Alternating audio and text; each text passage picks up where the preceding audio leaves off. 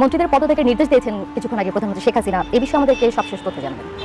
আজ সকালে মন্ত্রিপরিষদ বৈঠকের সভা হয়েছে। সেই সভার শেষে মন্ত্রীদের যে অনানুষ্ঠানিক আলোচনা থাকে তার মধ্যে প্রধানমন্ত্রী শেখ হাসিনা এই বর্তমান মন্ত্রিপরিষদে যে যারা মন্ত্রী আছেন এদেরকে পদত্যাগের নির্দেশ দিয়েছেন প্রধানমন্ত্রী শেখ হাসিনা। খুব শিগগিরই তারা পদত্যাগ করবেন এবং ওবায়দুল কাদের আজ কিছুক্ষণ আগে গণভবনে ঢোকার সময় আমাদের সঙ্গে তার দেখা হয়েছে। তিনি আমাদের ডেকে বলেছেন যে তিনি কিছু ইনফরমেশন আমাদের দিতে চান।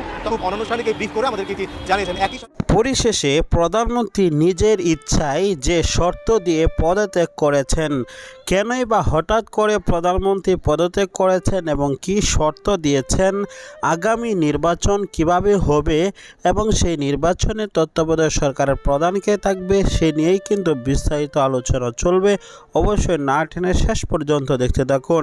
আমরা জানি অতি সন্নিকটে চলে এসেছে নির্বাচন। জানুয়ারির প্রথম সপ্তাহে সে নির্বাচনকে কেন্দ্র করে এবার বিএনপিও লাগাতার মাঠে কর্মসূচি পালন করছে। তাদের সাথে রয়েছে অঙ্গ সংগঠনের সকল নেতাকর্মীরা, চরমোনাই, জামাত, হেফাজত সকলেই তাদের সাথে ঐক্য হয়ে 28 তারিখেই মাঠে নামছে। রাজনীতিতে তারা অচল করে দেওয়ার হুমকি দিয়েছে। বিশেষজ্ঞরা বলছে 28 তারিখে একটি চূড়ান্ত ফায়সালায় চলে আসবে, প্রধানমন্ত্রী পদত্যাগ করবে, এই তত্ত্বাবধায়ক সরকার দিতে বাধ্য হবে। বিস্তারিত আপডেট জানাবো। সাবস্ক্রাইব করে বেল বাটনটি